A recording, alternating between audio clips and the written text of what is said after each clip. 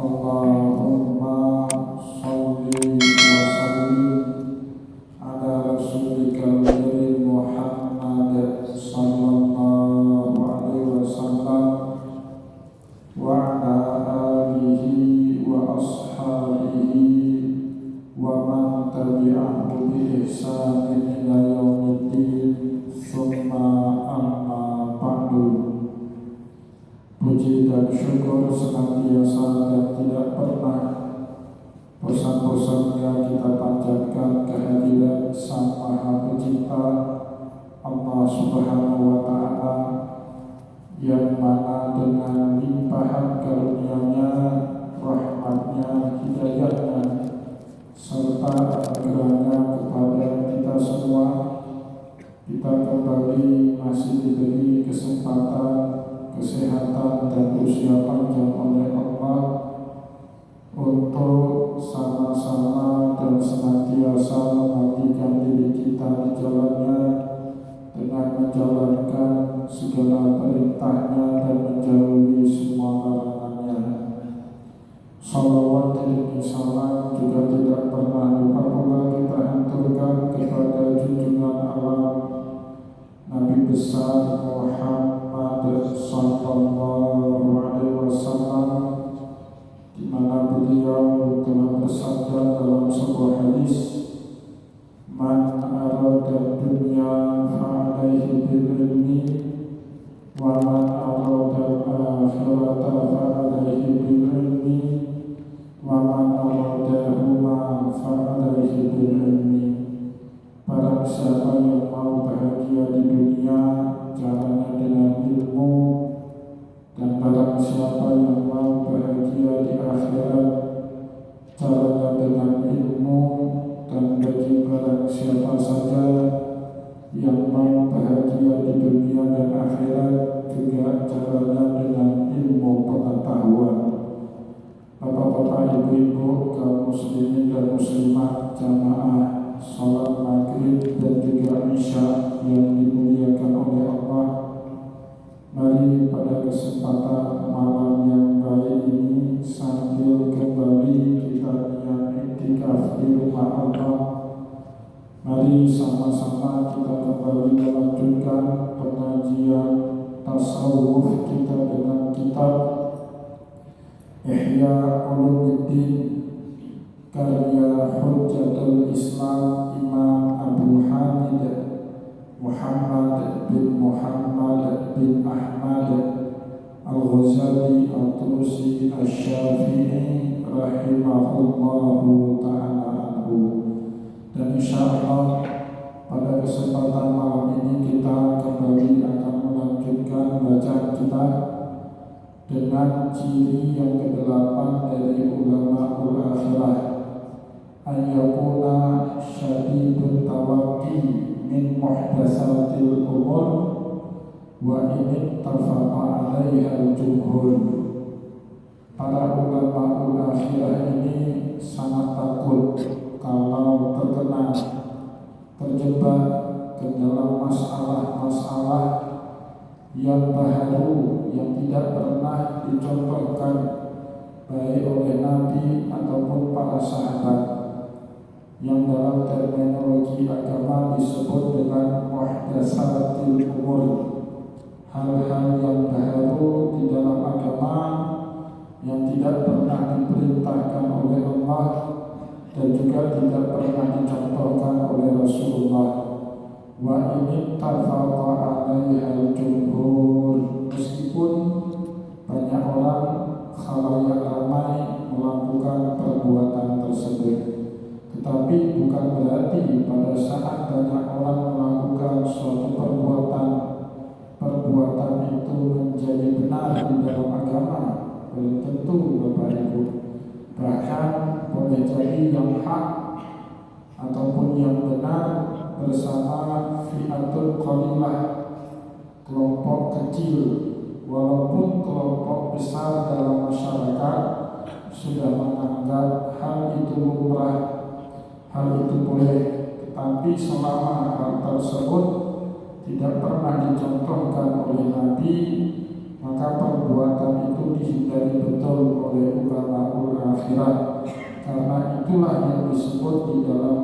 di dalam agama dengan muhdatsatil umur. Iyyakum wa muhdatsatil umur, kata Rasulullah, menjauhilah oleh kalian terhadap perkara-perkara baru meskipun lumrah dilakukan oleh khalayak, tapi asal tidak pernah dicontohkan oleh Nabi, maka sebaiknya sudah menjadi etika bagi para ulama menghindari perkara-perkara tersebut. Bapak-bapak, ibu-ibu yang dimuliakan oleh Allah, pada pertemuan yang lalu kita sudah menjelaskan sedikit contoh-contoh bagaimana perkara lumrah bagi sebahagian besar masyarakat, tetapi tidak ada contoh di dalam Rasulullah, maka para ulama memilih menghindar dari hal-hal tersebut. Wa'lam, selanjutnya Imam Al-Ghazali menjelaskan kepada kita, wa'lam tahqiqan, ketahuilah dengan sebaik-baiknya oleh kita semua, anna a'lama ahli zaman wa aqrabahu ilal haqqi ashbahuhum bis sahabati wa a'rafuhum bi tariqis salaf. Ketahuilah oleh kita semua, anna a'lama ahli zaman, bahwasanya orang yang paling alim, yang berhak untuk kita ikuti di dalam rentang kurun zaman atau rentang kurun waktu, wa aqrabuhum ilal haqqi, dan tentu ini menjadi orang yang paling dekat dengan kebenaran. Bukan berarti dia benar segala-galanya, karena selain Nabi Muhammad, manusia musibut wa mukhti, bisa buat benar, bisa buat salah. Selain daripada Nabi, kalau ketundukan kita, kepatuhan kepada Nabi itu mutlak, Bapak Ibu, tak bersyarat. Maka Allah mengkritik keras jika ada orang yang ngaku dirinya beriman tapi masih tebang pilih dalam mengikuti baginda Rasulullah. Allah Subhanahu wa ta'ala sindir mereka itu sebagai orang yang melakukan perbuatan yang tidak pantas. Wa ma kana lil mu'minin wa la mu'minatin idza qadallahu wa rasulahu amran an yakuna lahumul khiyaratu min amrihim.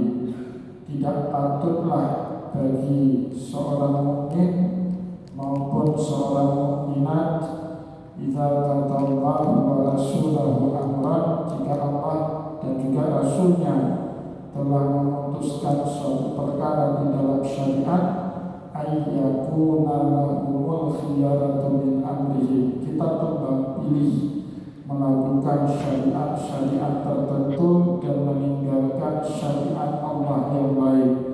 Itu tidak patut. Kenapa demikian? Karena ketundukan kita kepada Allah, ikutnya kita kepada Rasulullah bersifat mutlak. Mengingat Allah dan Rasulullah tidak mungkin keliru, tidak mungkin salah. Dijamin bahwa Nabi kita itu terbebas dari perbuatan-perbuatan salah yang bisa membuat cacat syariat ataupun moral seorang Muhammad. Wa ma yantiqu 'anil hawa in huwa illa wahyun yuha. Tidak mungkin, terutama dalam urusan syariat, Muhammad bertutur kata mengikuti hawa nafsunya. Apapun yang diucapkan, yang dilakukan oleh Nabi, bimbingan wahyu dari Allah Subhanahu wa ta'ala. Maka ketundukan kita kepada Rasulullah mutlak. Tetapi Bapak Ibu, kita dalam kehidupan butuh contoh. Siapa contoh yang kita ikuti di zaman sekarang? Menurut Imam Al-Ghazali, yang kita contoh di kurun waktu manapun, asal kita masih hidup, kita cari a'lama ahli zaman, orang yang paling alim, yang paling banyak tahu ilmu agama dan mendalam ilmu agamanya. Wa aqrabuhum ilal haq, maka orang inilah paling dekat dengan hak, dengan kebenaran. Ashbahuhum bis sahabah, hidupnya mereka paling mirip dengan kehidupan para sahabatnya Nabi Muhammad sallallahu alaihi wasallam dalam urusan agama, dalam urusan akhlak, dalam urusan etika kehidupan. Orang yang paling mirip cara hidupnya dengan para sahabat Nabi, orang inilah Bapak Ibu yang disebut dengan ulama akhir zaman. Orang yang paling alim di zaman kita ini. Jadi alim dalam definisi agama, terutama dalam definisi tasawuf, bukan banyak tahu saja Bapak Ibu, tetapi juga alim itu harus dengan pengetahuan dia membuat dirinya takut kepada Allah. Itu alim yang dikehendaki di dalam syariat. Yang pertama tentu dia harus banyak ilmu. Kalau nggak ada ilmu, bagaimana dia mengamalkan? Maka kalau kita periksa di dalam Al-Quran, makna alim dua itu bisa kita temukan di dalam Al-Quran. Yang pertama dalam surat Al-Anbiya, Allah Subhanahu wa Ta'ala berfirman, "Awalam yakun lahum ayatan ayya'lamahu ulama'u bani Israil." Apakah belum cukup kepada ahli kitab bukti-bukti ayat-ayat dari Allah yang seketika itu diketahui langsung oleh para ulama-nya Bani Israil. Jadi ulama di dalam ayat itu Allah ingin memberitahu ciri-ciri mereka apa? Banyak pengetahuan, banyak ilmu, sehingga kalau melihat Nabi Muhammad mereka langsung tahu ini Nabi yang dijanjikan Allah di akhir zaman. Nah, jadi syarat ulama pertama itu harus banyak dan dalam ilmunya. Tapi dalam ilmu tadi pernah diamalkan tidak cukup. Ilmu yang banyak itu harus membuat dia makin takut dan dekat kepada Allah. Itu syarat yang kedua. Dan syarat yang kedua ini bisa kita temukan di dalam firman Allah surat Al-Ahzab, "Innama yakhshallaha min ibadihi ulama." Sesungguhnya hambaku yang paling takut kepada Allah adalah para ulama, ya, orang yang punya banyak ilmu yang diamalkan. Makin punya banyak ilmu, makin dalam diamalkan, makin takut dia kepada Allah. Itu ulama. Ciri-cirinya dua, ilmu banyak, kemudian ilmu yang banyak itu membuat dia makin takut kepada Allah Subhanahu wa Ta'ala. Maka di zaman kita ini, di zaman Imam Al-Ghazali atau kapanpun Bapak Ibu, ciri ulama ul-akhirah dan mereka lah yang paling dekat dengan hak, dengan kebenaran dimanapun dan kapanpun waktu mereka berada. Salah satu ciri yang mudah kita kenali, ashbahuhum bis-sahabah. Cirinya hidupnya mereka mirip seperti teladannya para sahabat Nabi. Nah, di sini dikasih contoh sahabat, Bapak Ibu, bukan Rasul. Nah, itu seperti yang sering kita sampaikan dalam hal-hal tertentu pada penamalan syariat, bahkan kita haram ikut Rasulullah. Dalam hal-hal tertentu kita tidak boleh ikut Rasulullah, tapi ikutnya kita itu kepada para sahabatnya Nabi. Rasulullah boleh kawin lebih daripada 4, kita tidak boleh. Maksimum 4, itu pun kalau nggak ribut sama istri pertama. Para sahabat Rasulullah wajib hukumnya sholat tahajud, sholat duha. Para sahabat tidak pernah diwajibkan sholat tahajud, sholat duha. Yang kita ikuti teladannya para sahabat. Rasulullah puasa wisol di bulan Ramadan, puasa sambung sampai malam hari. Kita umat dilarang melakukan saumun wisol seperti yang dilakukan oleh Nabi. Rasulullah boleh menikahi perempuan tanpa mahar. Wa mar'atun mu'minatun in wahabat nafsaha lin-nabi. Boleh kepada perempuan mukminah menghibahkan dirinya kepada Nabi, dinikahi oleh Rasulullah tanpa pakai mahar sekalipun. Kita tidak boleh menikahi perempuan tolak kecuali dengan adanya mahar. Itulah kenapa Imam Al-Ghazali di sini mengambil parameter ukurannya hidupnya sama seperti hidupnya sahabat, bukan seperti hidupnya Nabi. Karena hidupnya Nabi, Bapak Ibu, seperti yang tadi kita sampaikan, ada hal-hal tertentu yang tidak bisa kita ikuti. Wa a'rafuhum bi tariqi salaf, dan mereka lah yang paling mengerti bagaimana cara hidupnya salaf. Salaf itu generasi Islam awal, baik dari kalangan sahabat, tabi'in maupun tabi'in mereka yang disebut dengan salaf. Setelah 3 generasi ini disebut dengan khalaf. Jadi khalaf ini Bapak Ibu seterusnya sampai akhir zaman kita disebut dengan generasi khalaf, lawan daripada salaf. Faminhum ukhizadin, dari mereka inilah kita mengambil, menimba agama kita, ya. Jadi dari sahabat, dari tabi'in, kemudian dari tabi'in dan seterusnya, maka akidah kita itu disebut dengan akidah ahlus sunnah wal jamaah, bukan akidah ahlus sunnah saja, karena tidak cukup Bapak Ibu ngikut sama sunnahnya Nabi. Kadang-kadang kita harus ikut sunnahnya jamaah Nabi. Maka akidah yang benar bukan ahlus sunnah, tetapi akidah yang benar ahlus sunnah wal jamaah, ikut sunnahnya Nabi bersama para jamaah sahabatnya Rasulullah Sallallahu Alaihi Wasallam. Faminhum ukhidati, dari mereka lah kita menimba sumber agama kita. Walidzalika qala Ali radhiyallahu an, itulah sebab dalam satu maqalahnya Imam Ali bin Abi Thalib radhiyallahu an berkata, khairuna utbi'una bihadzati, sebaik-baik kita adalah orang yang diikuti tutur katanya, perilakunya dalam urusan agama ini. Yaitu sudah jadi suri teladan Bapak Ibu. Orang kalau lihat dia teringat dengan Nabi Muhammad SAW, itu berat. Ya, orang yang sudah menjadi seperti itu hidupnya berat. Dia harus menjaga tutur katanya, tidak sama seperti tutur kata orang kebanyakan. Orang kebanyakan kalau dikecewakan boleh marah-marah, orang seperti ini sudah tidak boleh lagi. Karena Rasulullah sering dikecewakan, tapi beliau tidak pernah marah-marah, ya. Orang yang seperti ini perilakunya juga diikuti, tidak lagi sama seperti perilakunya khalayak ramai. Kalau khalayak ramai Bapak Ibu enggak ambil harap, tapi yang syubhat masih bisa dipahami oleh orang yang lain.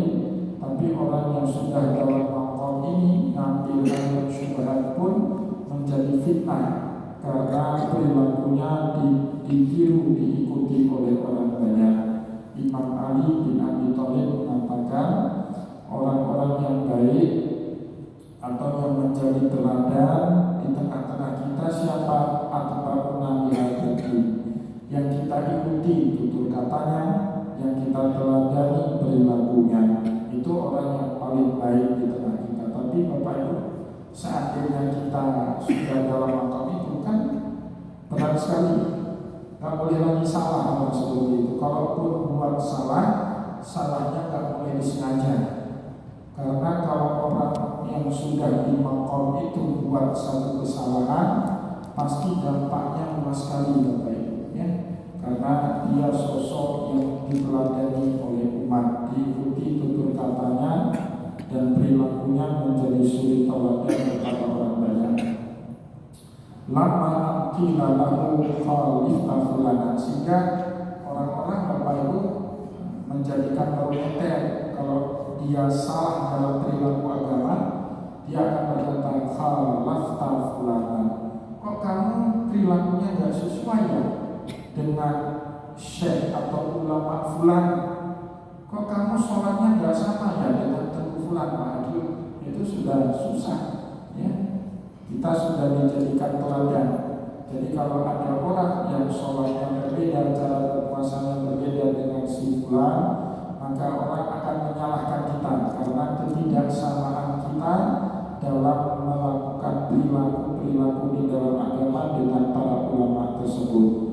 Fala yanbaghi an yattasila bi mukhalafati ahli asri fi muwafaqati ahli asri Rasulullah sallallahu alaihi wasallam. Ini nasihat kehidupan paling penting dari Imam Al-Ghazali. Seperti itu, kita sebagai manusia biasa, Bapak Ibu, tidaklah patut ayat tarisan di mukhalafati ahli asli. Terlalu risau jika berbeda pemahaman dengan khalayak ramai di zaman tempat kita hidup. Asal fi muwafaqati ahli asli Rasulullah sallallahu alaihi wasallam.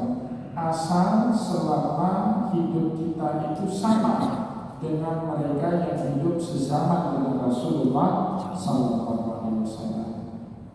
Bapak Ibu, dikata-katain hidup sekarang oleh tetangga kita, oleh sesama jamaah pengajian, tidak usah terlalu risau. Asal yang kita lakukan itu sama seperti yang dilakukan oleh para sahabat yang hidup sezaman dengan Nabi Muhammad sallallahu alaihi wasallam.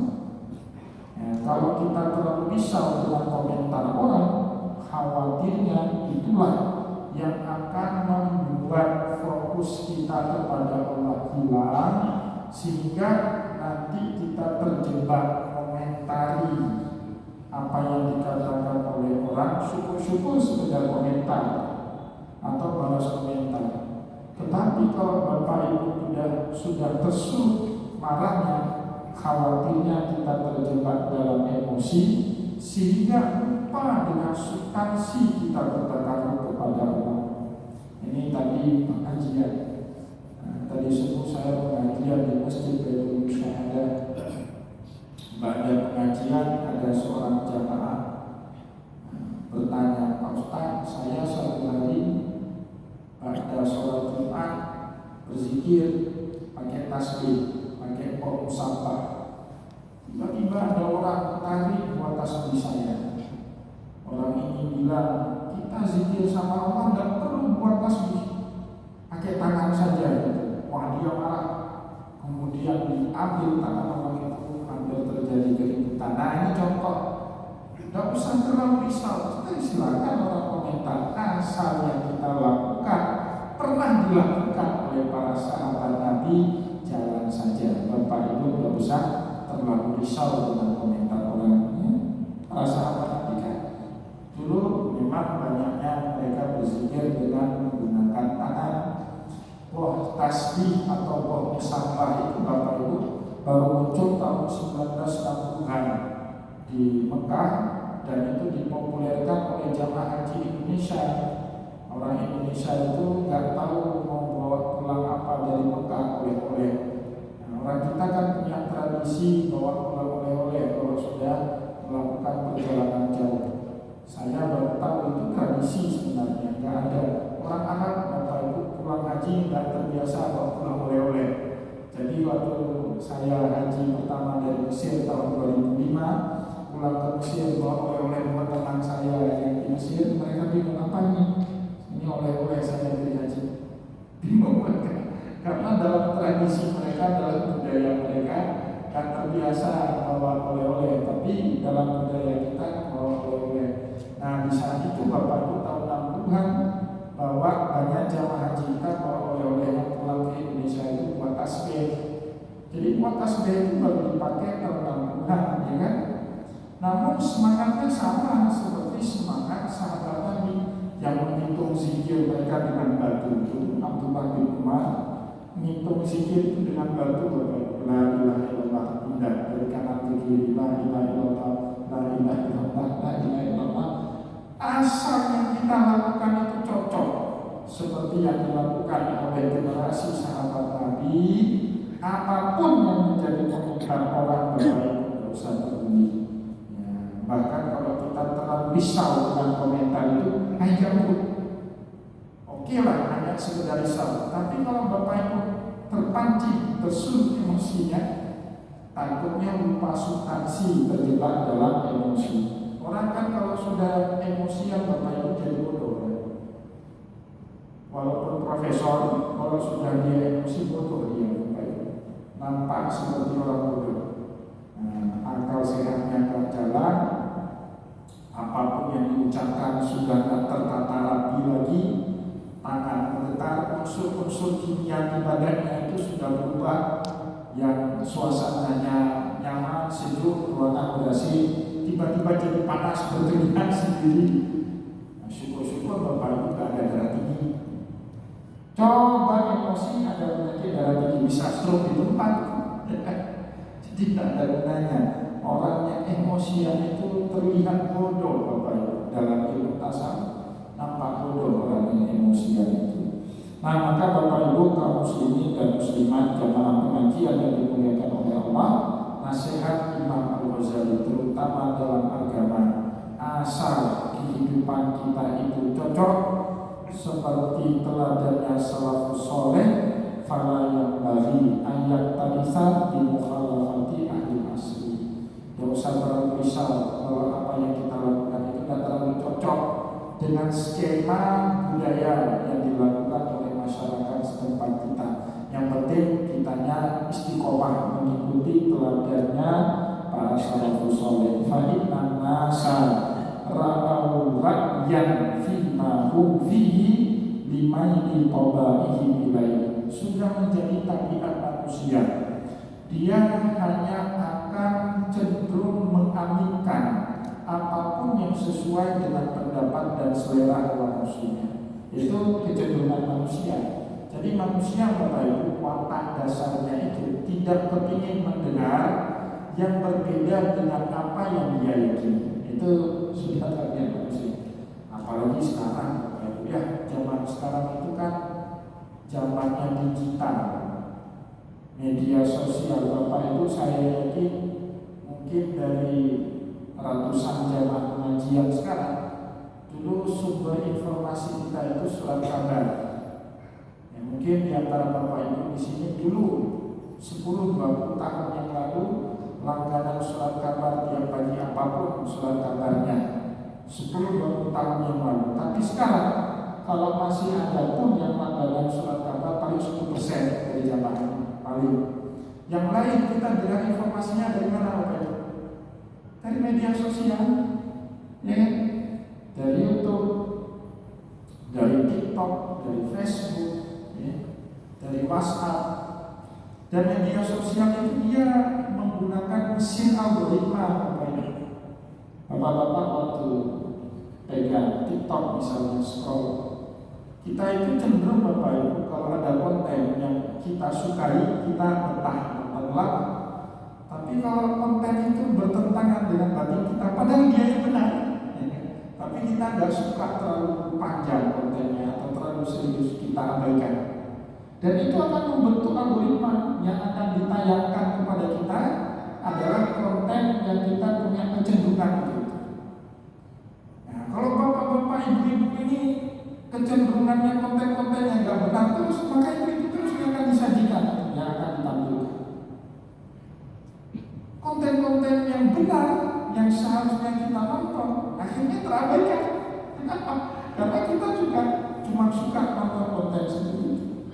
Saya pernah satu hari Bapak Ibu cari raket badminton di media sosial itu. Akhirnya dapat. Setelah saya baca beberapa review raket badminton, saya putuskan saya akan beli raket badminton ini. Setelah saya beli, besoknya saya buka media sosial saya, kontennya tentang raket badminton terus. Tapi karena saya scroll terus, seminggu kemudian udah hilang, udah berubah lagi algoritmanya mengikuti apa yang saya suka, tontonan baru yang saya suka. Nah, itu di zaman kita sekarang. Karakter manusia itu memang gak suka mendengar sesuatu yang bertentangan dengan batinnya. Tetapi Bapak Ibu, kalau kita mau menjadi munsif, orang munsif itu orang yang orang yang objektif, munsif. Orang yang benar itu selalu ingin mendengar walaupun dari sudut pandang yang berbeda, walaupun itu pahit, tapi kita harus mendengar Bapak Ibu. Nah, itu namanya munsif. Coba perhatikan karakter yang Allah Subhanahu wa taala ajarkan kepada kita di dalam Al-Qur'an. Allah kurang dimaki apa sama ahli kitab Bapak Ibu? Kurang ajar apa ahli kitab sama Allah? Sangat kurang ajar. Bahkan orang ahli kitab itu mengatakan waqala yahudu yadullahi maghlullah. Ahli kitab mengatakan Allah itu tangannya terbelenggu, dia gak kuasa mengatur manusia. Qulat aydihim wa bi'ilmu bima qalu. Yang terbelenggu itu tangan mereka, dan mereka terlaknat dengan ucapan yang mereka katakan. Balas Allah kepada ahli kitab. Tetapi Bapak Ibu, saat Allah Subhanahu wa taala ingin menerangkan siapa ahli kitab, Allah itu insaf, munsif, objektif.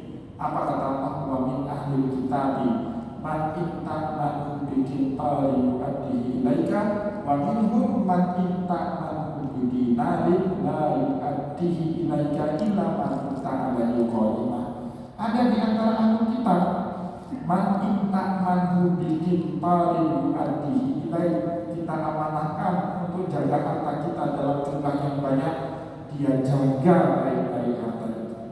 Allah puji. Ada, jadi nggak semua ahli kitab itu brengsek. Ada juga yang amanah, ada juga yang bisa dipercayai. Tapi Allah kemudian melanjutkan wa minhum, ada juga di antara ahli kitab man intamanu bidinarin, kita amanahi pegang 1 dinar, dia tidak menjalankan amanah 1 dinar, dia ambil. Ada juga ahli kitab kita serahin kintor, harta yang banyak, 1000 kilo emas, tetapi dia jaga amanah. Itu munsif. Nah, kita diajari ketika itu Bapak Ibu, di dalam agama walaupun pahit, gak sesuai dengan batin kita, boleh jadi itu yang benar. Maka kita harus legowo, menyediakan sedikit uang di telinga kita untuk mau mendengar pendapat yang boleh jadi gak suka untuk kita dengar, karena boleh jadi ada kebenaran di situ. Nah, itu etika yang diajarkan oleh Allah Subhanahu wa taala di dalam Al-Qur'an. Tetapi Imam Al-Ghazali memberitahu kepada kita karakter seperti itu jarang. Kalau ada 100, mungkin yang seperti itu 7-10 orang. Pada umumnya karakter manusia itu apa? Fa innan nasa lahu ra'yan fima hum fihi bimaili tabaihi ilaihi. Jadi kebanyakan manusia itu suka hanya mendengar seperti apa yang suka dia dengar dari orang lain. Dia tidak suka mendengar sesuatu yang pahit atau yang menentang dirinya. Apalagi penguasa, Bapak Ibu. Jangan Bapak Ibu pikir seorang penguasa itu suka sekali dengan nasihat kita. Enggak. Yang namanya penguasa itu yang dalam pikiran dia dengar itu adalah pendapat dia sendiri. Maka para penguasa itu senang sekali kalau di lingkaran dia itu terus puji-puji dia. Itu paling senang penguasa itu. Paling benci kalau ada orang mengatakan apa yang dia pikirkan itu tidak benar. Itu sudah menjadi tabiat manusia, apalagi manusia yang sedang punya kekuasaan. Walam tasmah nufusuhum bil iktiraf, dan tidak ada ruang dalam pribadi, dalam karakter manusia untuk mengakui kebenaran yang boleh jadi ada sama orang, kecuali orang itu orang bijak, orang alim. Nah, maka kita kagum Bapak Ibu, seperti Imam Syafi'i, Imam Malik, Imam Al-Ghazali, ulama-ulama hebat, tapi mereka ini fair, mengakui kalau boleh jadi pendapatnya salah, pendapat orang lain itu boleh jadi benar. Imam Syafi'i suatu hari Bapak Ibu diriwayatkan dalam sebuah kisah, beliau sholat di masjidnya Imam Abu Hanifah. Walaupun Imam Syafi'i itu tidak semasa hidup dengan Imam Abu Hanifah. Imam Abu Hanifah wafat tahun 160 Hijriah, Imam Syafi'i lahir di tahun yang sama. Tetapi Imam Abu Hanifah ada masjid di Baghdad. Imam Syafi'i ketemu dengan murid-muridnya Imam Abu Hanifah. Salah satunya bernama Imam Abu Yusuf. Satu hari Imam Syafi'i ke Baghdad karena tahu kedatangan ulama besar. Murid-muridnya Imam Abu Hanifah seperti Imam Abu Yusuf mempersilahkan Imam Syafi'i mengimami sholat berjamaah, sholat subuh. Imam Syafi'i tahu makmumnya ini Hanafi semua, di dalam mazhab Hanafi tidak ada kunut subuh. Maka Imam Syafi'i Bapak Ibu subuh itu memutuskan gak kunut. Beliau gak menjaharkan basmalah, padahal Imam Syafi'i meyakini betul kalau basmalah itu ayat pertama daripada surat Al-Fatihah, tapi dia baca pelan seperti keyakinan di dalam mazhab Hanafi. Kemudian pada saat tinggal rakaat yang kedua dia tidak kunut, langsung sujud. Setelah sholat, murid-muridnya Imam Abu Hanifah tanya sama Imam Syafi'i, ya Syafi'i, apakah kamu sudah taubat dari mazhabmu? Apa kamu sudah ikut kami, sudah berubah menjadi Hanafi? Oh enggak, kata Imam Syafi'i, enggak. Saya masih dengan pendapatku kalau basmalah itu ayat dari Al-Fatihah harus dibaca jalan. Kalau subuh itu kunut sunat tambahan, kalau enggak kunut harus sujud sahwi, kalau enggak batal sholatnya. Nah tadi kenapa enggak kunut? Kenapa enggak baca basmalah? Apa jawaban Imam Syafi'i? Itu tanda orang bijak. Ra'i sawabun wa yahtamilul khata wa ra'yul akharun al khata wa yahtamilul sawab. Dalam pandangan saya, pendapat saya lah yang paling benar, tetapi boleh jadi pandangan saya salah. Dan dalam pendapat saya, pandangan orang lain itu salah, tetapi boleh jadi ada benarnya. Itu ciri-ciri ulama. Tapi kalau penguasa itu karakternya berbeda. Walaupun diomongi itu salah, tapi karena dia berkuasa, maka biasanya cenderung untuk mengabaikan nasihat-nasihat orang yang menentang pendapatnya itu.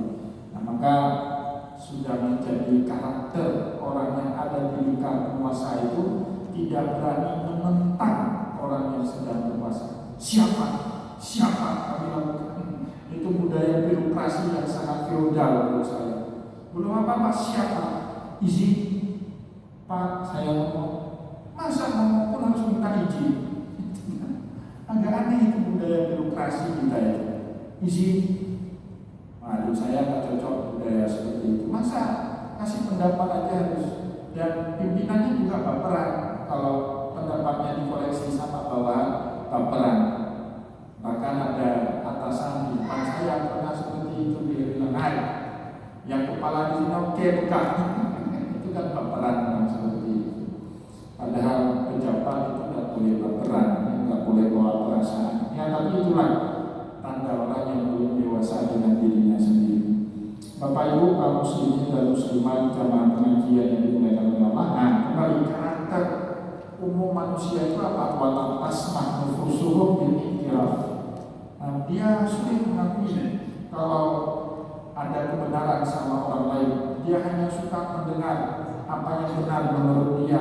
Di antara dikasih sababul ilman minal jannah. Kata jika ada orang bilang itu yang kamu lakukan itu sebab nanti kamu nggak bisa masuk surga, dia nggak peduli. Mana cara lain kamu surga? Ada aja itu jawabannya. Terus kalau dia mau tobat, ada aja yang jawab. Padahal yang dia lakukan sekarang dan apa yang kita katakan adalah apa yang dia lakukan sekarang, bukan nanti. Tapi yang dia katakan nanti saya bisa tobat, nah, kan itu nggak match, nggak cocok.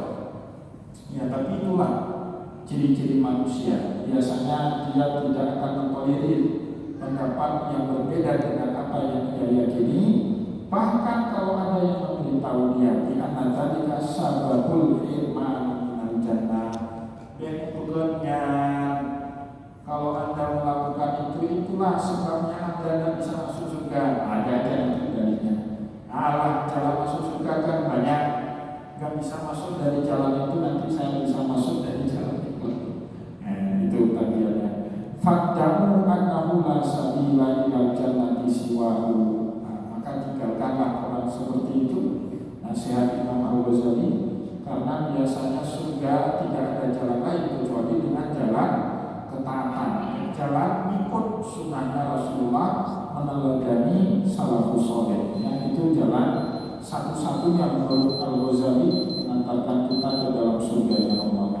Bapak-bapak, ibu-ibu, kaum muslimin dan muslimat jamaah pengajian yang dimuliakan oleh Allah, kita cukupkan terlebih dahulu bacaan kita pada kesempatan malam ini, insyaallah akan kita sambung kembali penjelasan yang telah kita sampaikan pada kesempatan malam ini pada pertemuan yang akan datang. Moga-moga apa yang telah kita sampaikan tadi bermanfaat kepada kita semua. Syukur-syukur bisa kita amalkan dalam kehidupan kita sehari-hari. Saya mohon maaf jika ada yang tidak berkenan. Wallahu muwaffiq ila aqwamit